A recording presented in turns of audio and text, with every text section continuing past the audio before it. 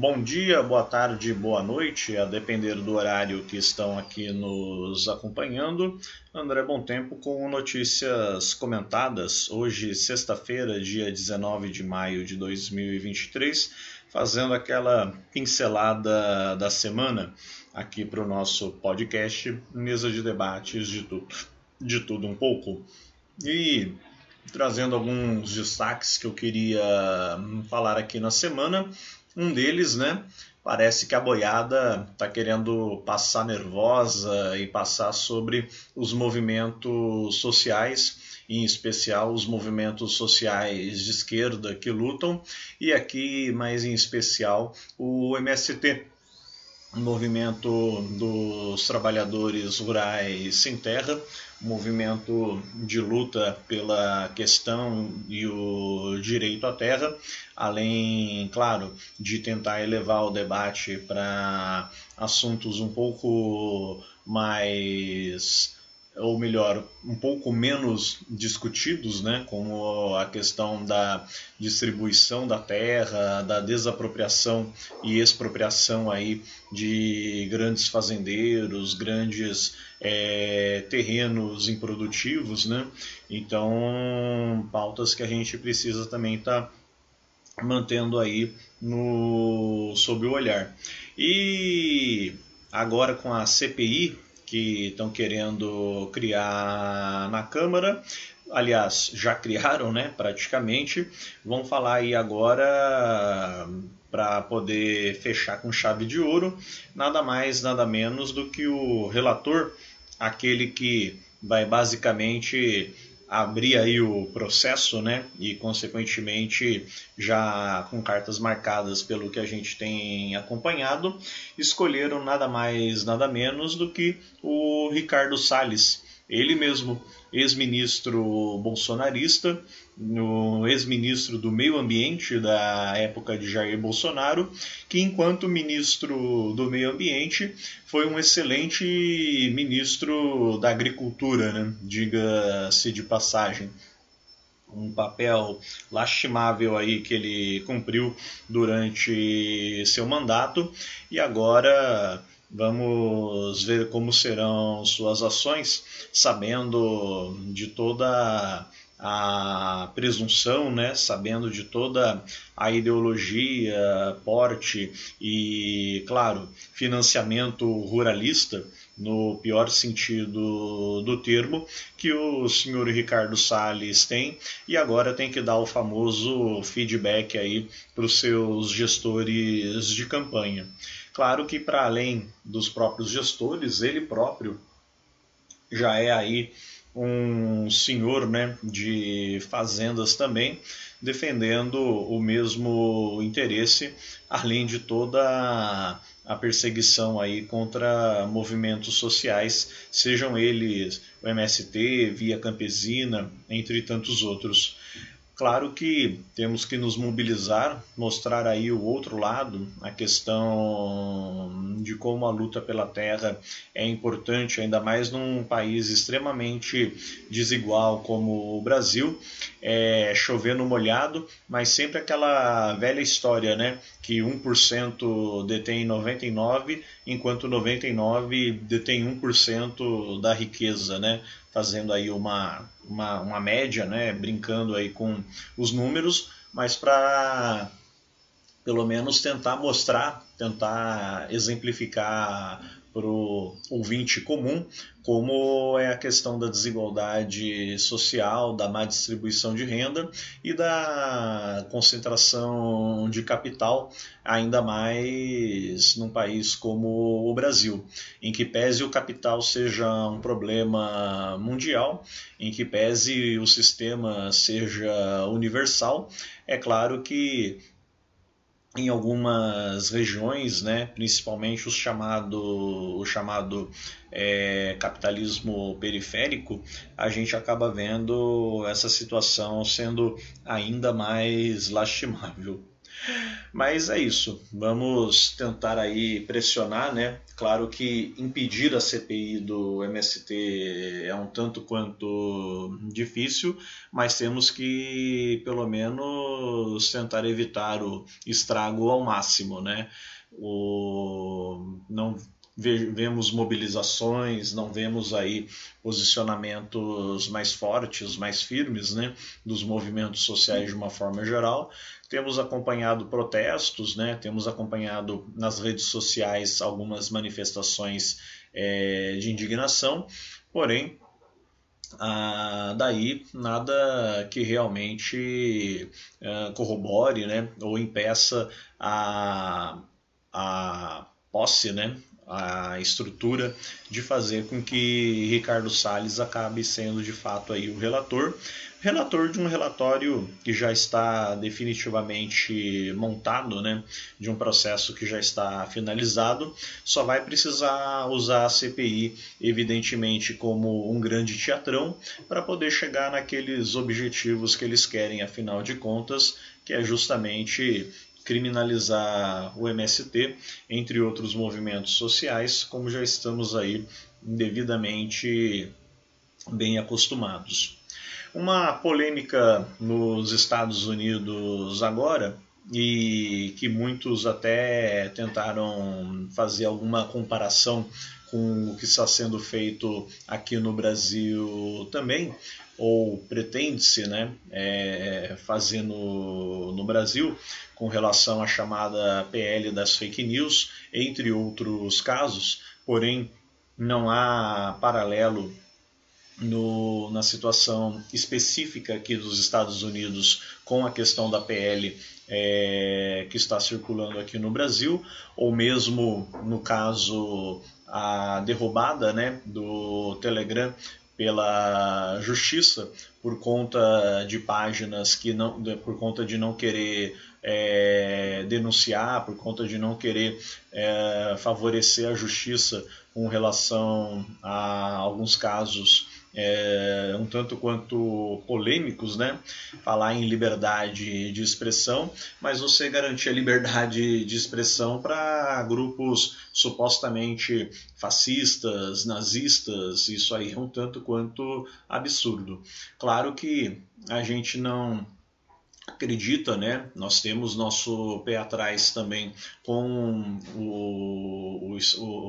com a justiça burguesa, porém isso não quer dizer que o Telegram esteja certo também em tentar evitar, em tentar impedir com que contas, né, e perfis de usuários aparentemente, né, que devido a investigações apontaram esquemas de vínculos com grupos neonazistas, entre outros, sejam aí denunciados e consequentemente investigados.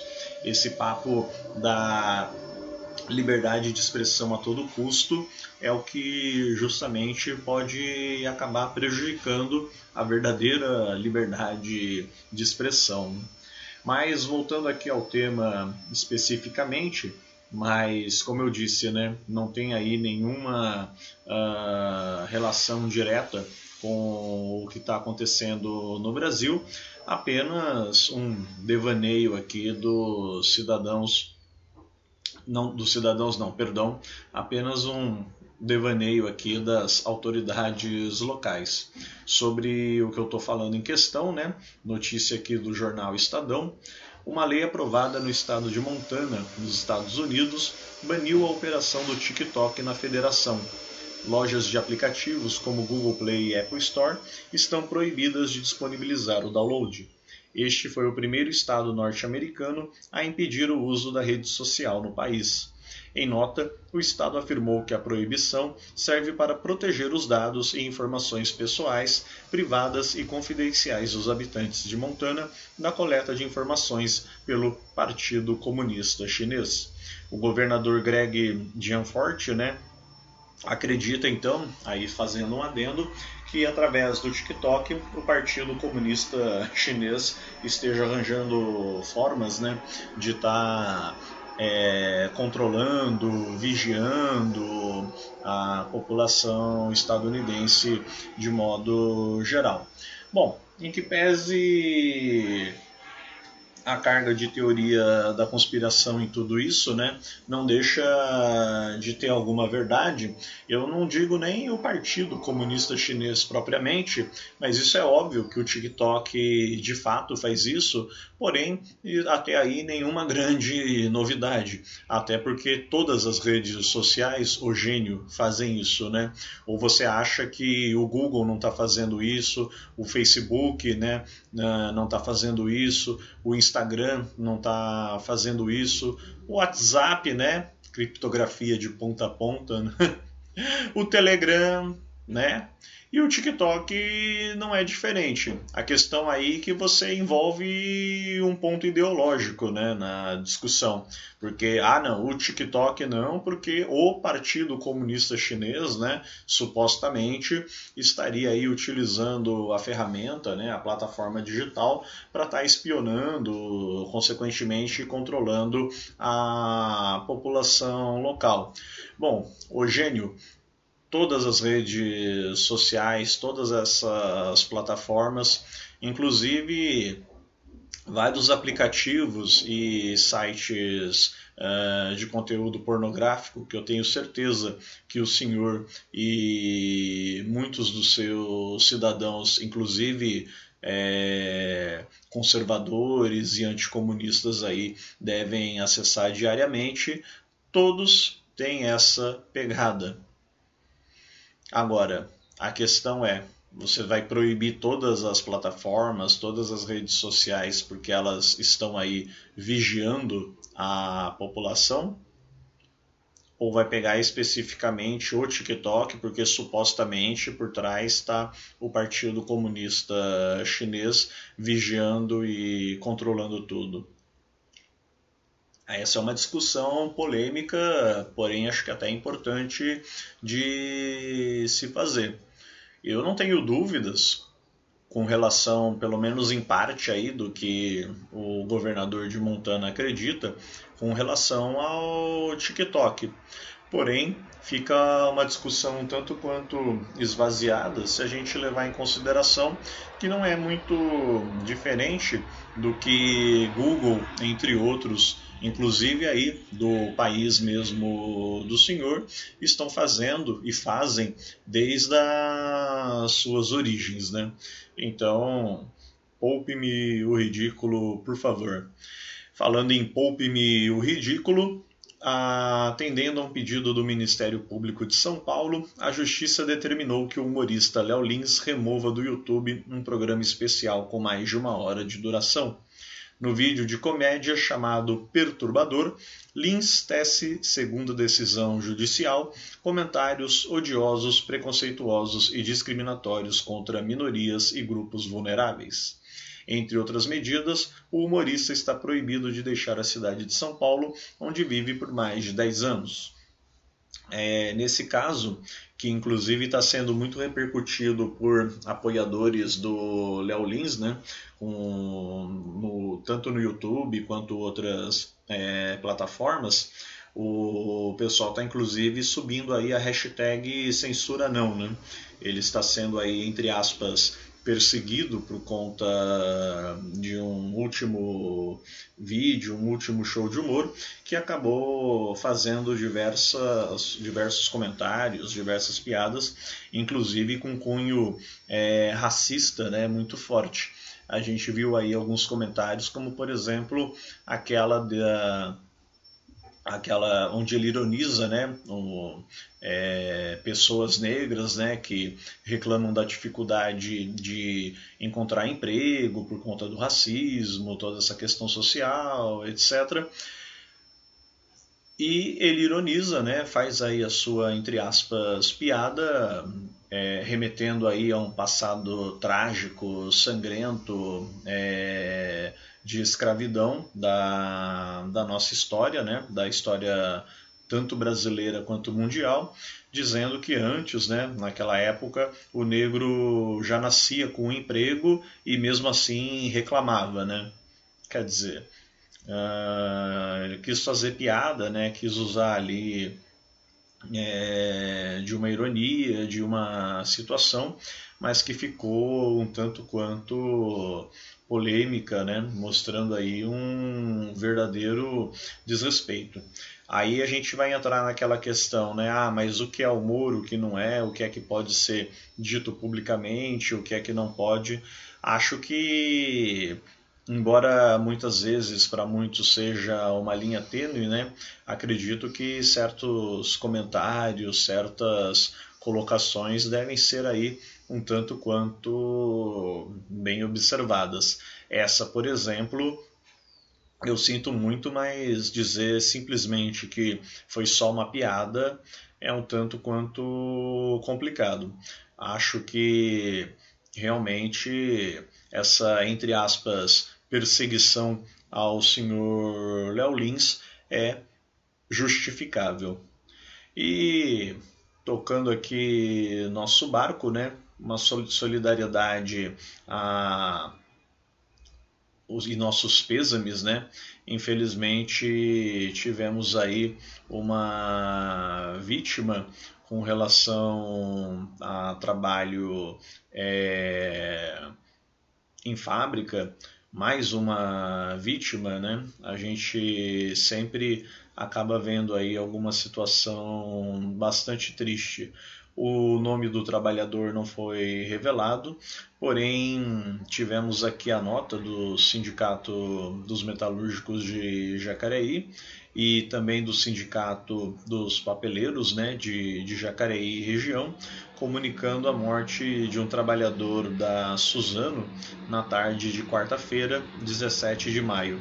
Infelizmente ele acabou caindo de uma altura de 12 metros, né?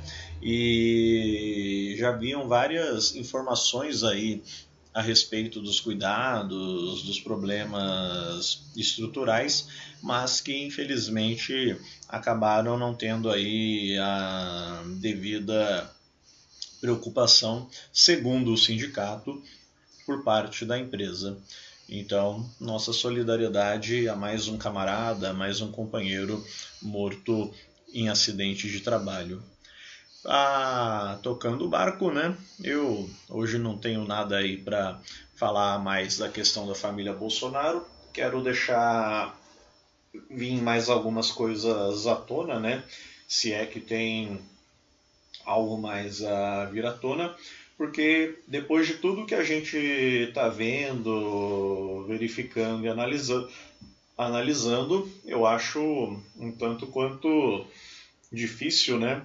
As pessoas ainda falarem que Bolsonaro não sabia de nada, né? Com relação aí à falsificação da carteira de vacinação. E é aquela velha história, né? Claro que eu não tenho provas, não vou entrar no mérito agora, mas quem faz esse tipo de coisa sabe-se lá o que tanto mais não deve fazer por aí, né? Mas enfim, esse é um assunto que a gente pode deixar para um outro momento. E agora eu não tenho notícias mais frescas, né? Mas a única coisa que sei que temos acompanhado é a saída de Randolph, né? Senador pelo estado do Amapá e líder aí do governo, né? Líder do governo petista, que rompeu com o seu partido, a Rede, pois teve aí uma rincha, né, um rompimento com a ministra do Meio Ambiente, Marina Silva, em virtude de algumas informações, de algumas ideias contrastantes. Uma delas, por exemplo, foi a questão agora do IBAMA não liberar a Petrobras, né, com relação a explorações lá na região, pois não tinha uma seguridade com relação aos impactos ambientais. Randolph, por sua vez, achou que a decisão pode ser economicamente prejudicial para a população do Amapá, que poderia ter muitos ganhos com isso, e na visão dele entendia que a Petrobras havia sim apresentado materialidade de que cumpriria com uma agenda ambiental e, ao mesmo tempo, cuidando do desenvolvimento local. Porém, não foi isso que o Ministério do Meio Ambiente entendeu. Agora, claro que para isso a gente também tem que observar outras coisas, né? Querendo ou não, gostemos ou não, a Rede, né, um partido aí, como dizem, nem de esquerda nem de direita, um partido ecológico, né, teve um relativo crescimento nos últimos tempos, inclusive batendo um partido mais antigo com essa bandeira, o chamado Partido Verde, e inclusive ganhando aí ministérios no governo Lula, entre outras pastas, subpastas, e tendo aí a eleição de alguns representantes também no Congresso. Só que aquela velha história, né? A gente sabe como funciona as disputas de ego, os conflitos, né? Os joguinhos de poder, o que acabou acarretando aí na saída de Randolph Rodrigues, então, do Rede Sustentabilidade. Até o momento, até o fechamento aqui desse podcast, não sabemos ainda para qual partido o senador irá. Eu acredito, não sei, posso estar enganado, que exista uma possibilidade dele, de repente, migrar ou para o Partido Verde ou, de repente, para o próprio PT. Acho que está tudo aí na mesa. Mas é isso, meu povo. Agradeço a participação sempre de vocês. Um beijo, um abraço carinhoso. Fiquem com Deus. Um excelente final de semana e tchau.